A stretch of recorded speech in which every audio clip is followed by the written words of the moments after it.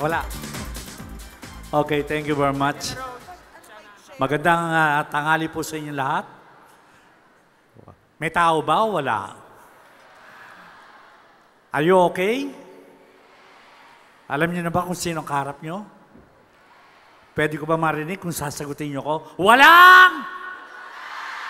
Ayan, maraming po salamat.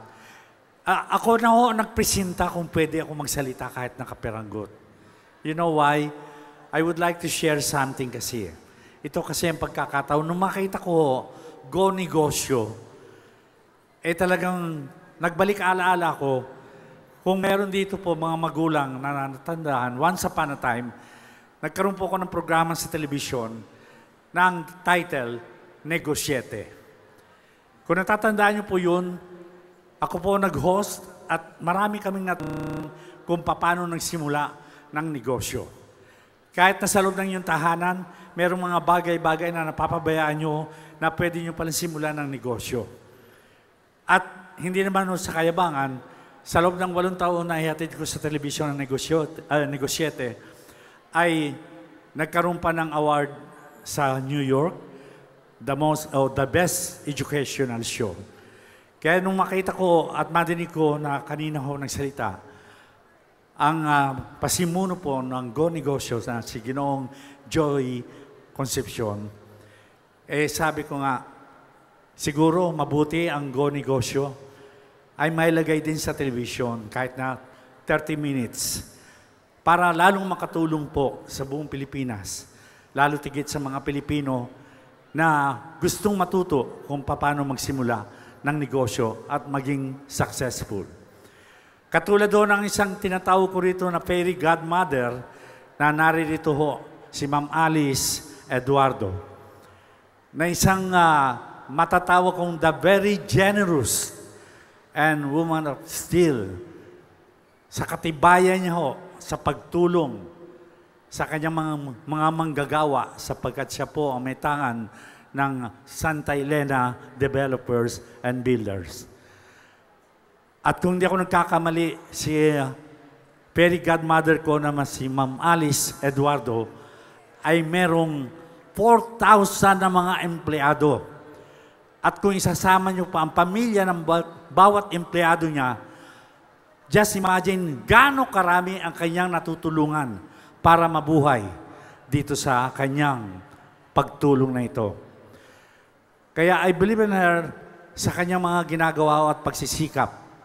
Kaya naman ako po ay isa sa mga humahanga sa kanya at lagi na nanalangin na sana ipagpatuloy niya at hiniling ko sa aking Panginoon na laging maging successful po ang Santa Elena Builders and Developers.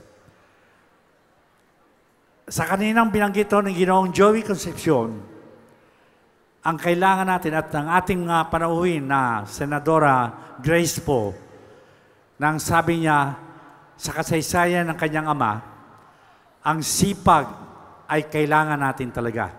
Ang Pilipino ay diyan nakilala sa kasipagan. Kaya nakita niyo naman kahit na sa ibang bansa ay may pagmamalaki natin ng ating mga kababayan, lalo tigit sa amin larangan sa showbiz, kamakailan lamang sa Oscar isang composer na Pilipino ay binigyan ng karangalan. Marami pong mga bagay-bagay na magagawa natin na makakatulong at kahit na ito pang isang bagay na may sishare ko, isa sa mga sekretarya ko nung araw, binigyan ko lamang ng halagang 300 pesos. Dahil nga doon sa aking television show na pinamagatang Negosyete, ay talagang sinabi ko sa kanya sa halagang 300 pesos noong mga panahon na yun, ay pwede mong simulan ng isang hanap buhay, isang negosyo.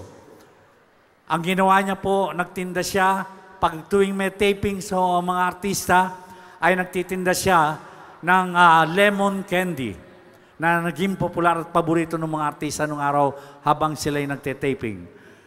Kumita po siya doon.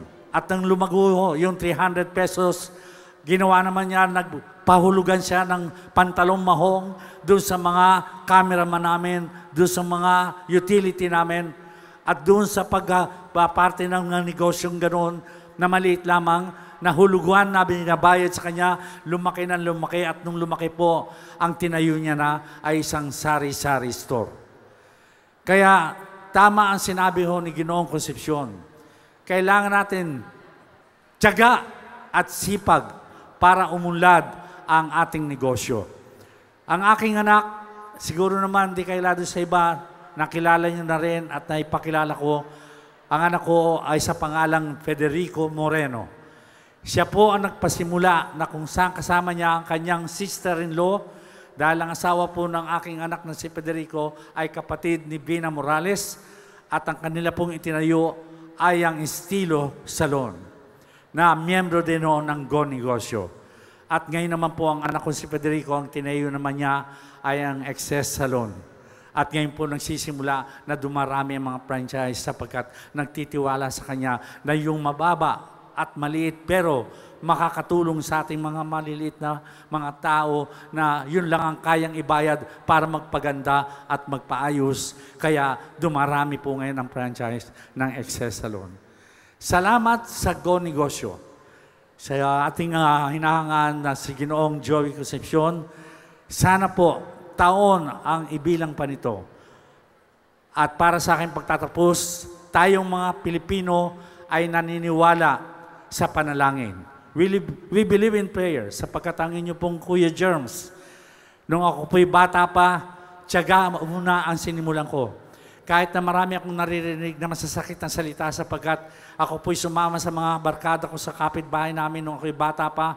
Nagtitinda kami ng bibingka, hating gabi sumisigaw kami. At pag ako'y nakita po ng bumibili, dahil cute po ako nung bata pa ako madalas na tinatawag at binibili yung paninda ko. Sinubukan ko rin maging waiter. Nasubukan ko rin ang sumigaw ng Quiapo Divisoria. Pero nung matuto na akong manalangin, ako'y nagsisimba sa Quiapo, lumalakad ng paluhod tuwing araw ng Biyernes, pumupunta ako ng Bacalaran, pumupunta ako ng St. Jude, at ang iniling ko, Panginoon ko, bigyan niyo na ako ng permanenteng trabaho at kahit na janitor ay aking papasukin. Ako po ay naging janitor ng isang sinihan nung araw sa Maynila na ang pangalan po ng sinihan ay Clover Theater. Na alam ko sa mga magulang dito ay maraming abot po ng ang dalawang sinihan, Manila Grand Opera House at saka Clover Theater ay nagtatanghal ng live show. Janitor ako na nauutusan ako ng mga artistang lumalabas sa tanghalan ng Clover.